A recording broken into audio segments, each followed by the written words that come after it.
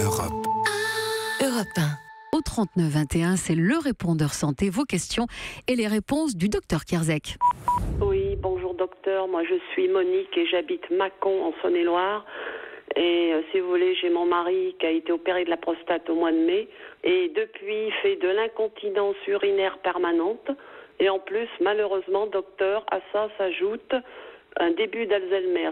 Le docteur, le chirurgien qui l'a opéré lui a donné des tas de traitements, sachant qu'il n'y a aucun traitement qui lui arrête cette incontinence. Merci pour vos précieux conseils et bonne journée, docteur. Au revoir. C'est un vrai souci dont nous parle Monique sur l'incontinence urinaire post-opératoire. Après une chirurgie de la prostate, généralement pour un cancer de la prostate et quand on enlève la prostate, ce qu'on appelle une prostatectomie radicale, et la prostate elle est sous l'urètre, sous la vessie, on comprend bien que si on l'enlève, ça ouvre un peu le canal, ça ouvre le sphincter et ça donne des problèmes d'incontinence urinaire et c'est une complication, c'est entre 5 et 30%, donc c'est vraiment quelque chose qui est fréquent. C'est plus rare quand on a une chirurgie pour l'adénome, c'est-à-dire c'est pas un cancer mais c'est l'adénome de la prostate, la prostate qui grossit un peu, c'est moins de 2% des cas et tout dépend de la technique chirurgicale qui est utilisée. Il y a certains rayons, aussi la radiothérapie qui peut donner cette incontinence.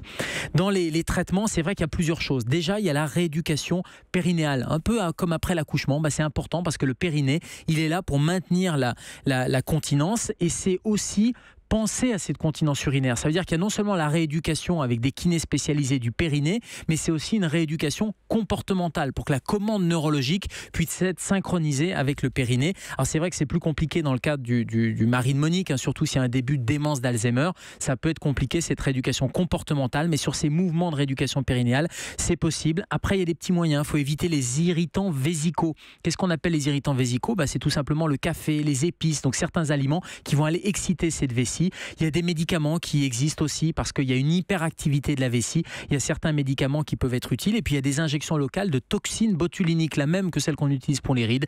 Pareil, elle peut paralyser certains muscles et ça peut être quelque chose qui peut être utile pour l'incontinence urinaire. Et c'est vraiment l'urologue qui est le coordonnateur et qui est le meilleur spécialiste pour pouvoir dire voilà, là c'est du médicament, là c'est de la rééducation. Et après il y a des kinés spécialisés. On en avait parlé dans cette émission, mais c'est vraiment important de ne pas considérer ça comme une fatalité. Est-ce qu'il y a un laps de temps après l'opération ou est-ce qu'il faut 6-8 mois pour que les choses redeviennent un peu plus normales ? Mais alors oui, parce que la rééducation, il va falloir certaines semaines ou certains mois, mais maintenant il est même conseillé pour les patients qui vont se faire opérer, il y a parfois de la rééducation périnéale avant l'intervention chirurgicale pour contrôler son périnée, contrôler sa vessie, et puis il n'y a pas de délai après, j'allais dire, même si Monique, ça fait plusieurs mois que son mari est dans cet état-là, il ne faut pas hésiter à en reparler à son urologue, il y a toujours un bénéfice à cette rééducation. 39-21, la deuxième question. Bonjour docteur, je vous appelle de Bagneux dans les Hauts-de-Seine. J'ai décidé d'arrêter un traitement pour l'hypertension, je prenais 10 ans, je n'étais pas très assidu déjà, sous contrôle médical bien sûr, parce que j'ai perdu beaucoup de poids, donc je pensais que je pouvais m'en passer, donc je voulais savoir ce qu'il en était, ce que je risquais, est-ce que c'est possible ? Voilà, merci. Bon, je ne vais pas vous féliciter d'avoir arrêté votre traitement, bien sûr. Qu'est-ce que je risque ? Une engueulade ? Pas bien. Bon, non, pas une engueulade, bien sûr que non, mais l'objectif du traitement, c'est de contrôler la tension artérielle. Alors après, il n'y a pas que le traitement médicamenteux. Et si le traitement médicamenteux est mal supporté, et c'est valable pour tous les traitements, quelle que soit la pathologie, quels que soient les patients et les patientes qui nous écoutent, il faut déjà un temps d'adaptation de l'organisme. C'est-à-dire que parfois, on supporte mal au début, et puis l'organisme va s'y habituer, les effets secondaires ou les effets vont diminuer un peu avec le temps. Et puis, il faut toujours en parler à son médecin avant de l'arrêter parce qu'on peut toujours changer de molécule. Dans les traitements anti-hypertenseurs, il y a plusieurs dizaines de médicaments, plusieurs dizaines de produits différents et donc ça permet, si un n'est pas supporté, d'en avoir un autre. Mais il n'y a pas que le médicament dans l'hypertension artérielle. Donc moi, je conseille à notre auditeur, bien sûr, de contrôler sa tension artérielle, de retourner chez son médecin, chez son pharmacien pour vérifier qu'il ne soit pas en hypertension parce que là, c'est très insidieux, on ne ressent pas les symptômes et pourtant la tension est élevée, elle est à plus de 14/9 et là, il faut faire quelque chose et faire quelque chose, c'est peut-être prendre un autre traitement ou surtout les mesures hygiéno-diététiques, ça veut dire de l'activité physique, contrôler son alimentation, contrôler le surpoids. Et donc même sans médicaments, d'ailleurs quand on vous dépiste une hypertension artérielle, même sans médicaments, on vous donne ces mesures hygiéno-diététiques et dans bon nombre de cas, au bout de 3 mois, on n'a même pas besoin de médicaments parce que ça a normalisé la tension.